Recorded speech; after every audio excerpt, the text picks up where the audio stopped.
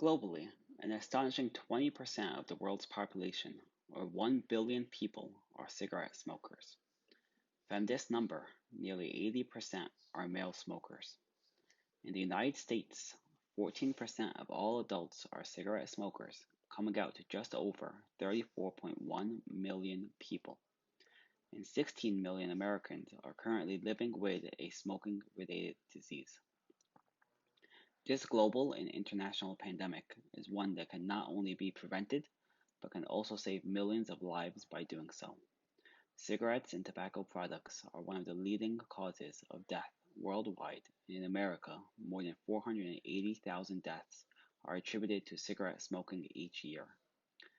With such an astonishing figures, an alternative to smoking and a smoking cessation product is sorely needed.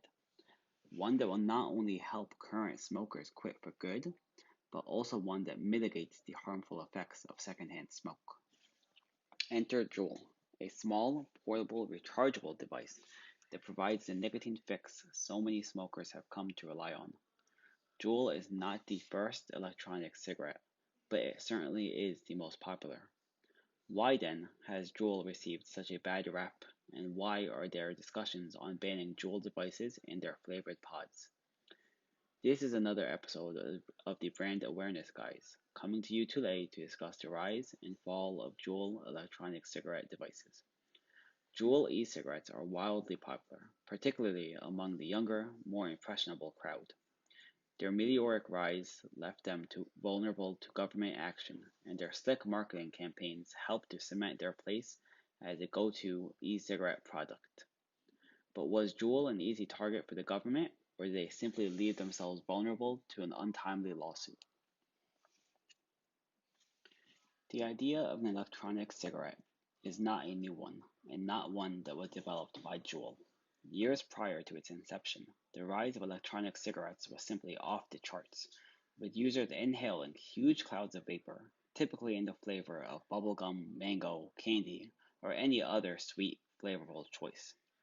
Electronic cigarettes have a simple design to them, consisting of an atomizer, a power source, and a container for storage of the e-liquid.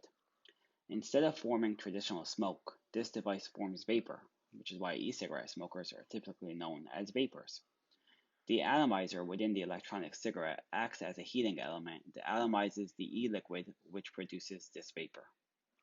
As technology progressed, the rise of electronic cigarettes was noticeable. At one time, electronic cigarettes, oftentimes billowing huge clouds of smoke, could be seen across the country, from college campuses to corporate boardrooms. However, it wasn't until 2015 when the Juul device would be introduced. The brainchild of Adam Bowen and James Monsies, two graduates from Stanford University and a former cigarette smokers themselves. Adam and James wanted to develop a device that was less harmful than cigarettes, but also provided that traditional cigarette feel and look.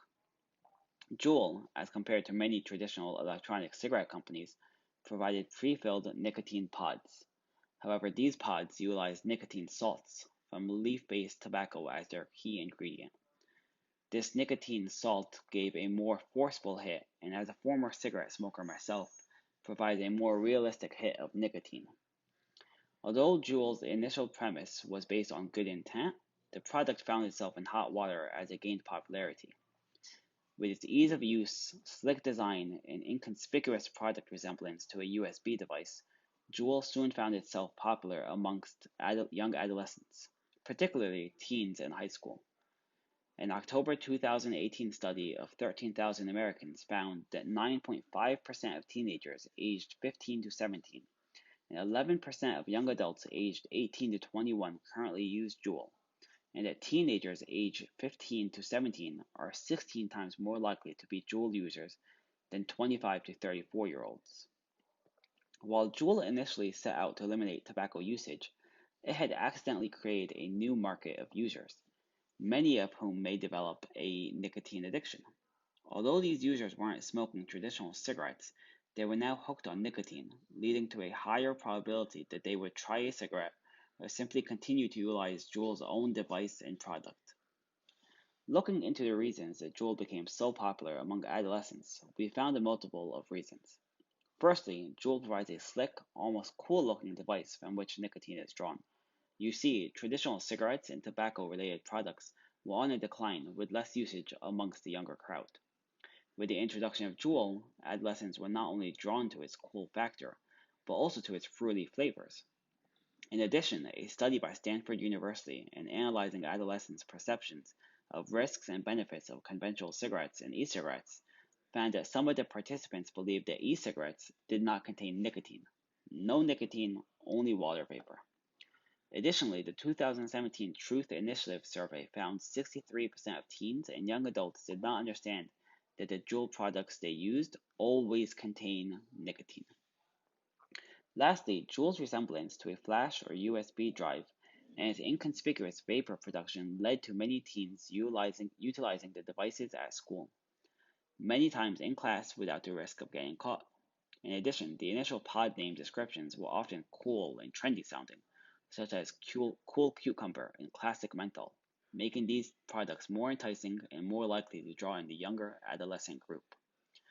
Although Juul Labs, the parent company of Juul, acknowledged these claims and ultimately made changes to their product offerings, Juul is perhaps most at fault for their deceptive and manipulative marketing campaigns.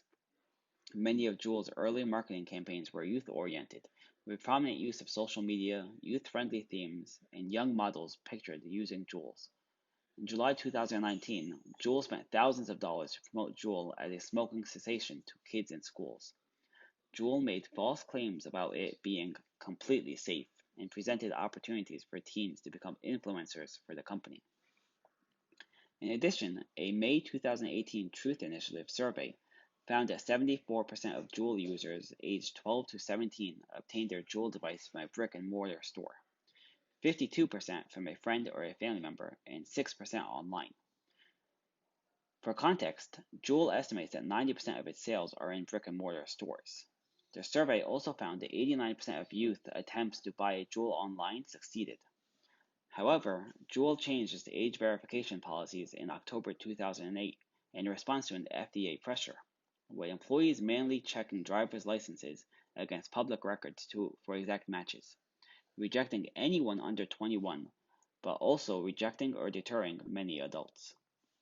Another major and oftentimes overlooked criticism of Juul products is that a single Juul pod contains the same amount of nicotine as 1 to 2 packs of cigarettes.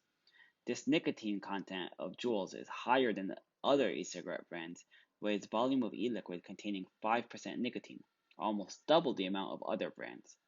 Juul pods also contain a greater amount of benzoic acid, 44.8 milligrams, as compared to other brands, which contain just 0.2 to 2 milligrams. Constant exposure to benzoic acid can lead to coughing, sore throat, and abdominal pain. When Juul came out with very high nicotine electronic cigarettes, it essentially triggered a nicotine arms race amongst competitive companies seeking to emulate their success.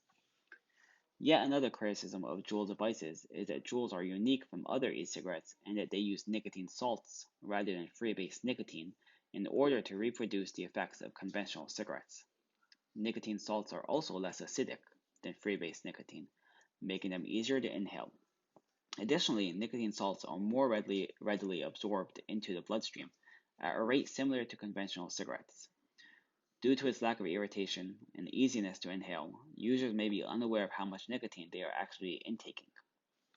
While the health concerns of Juul products and electronic liquids and vapes are unknown, the potentiality for addiction and long-term health problems is not one that users should risk.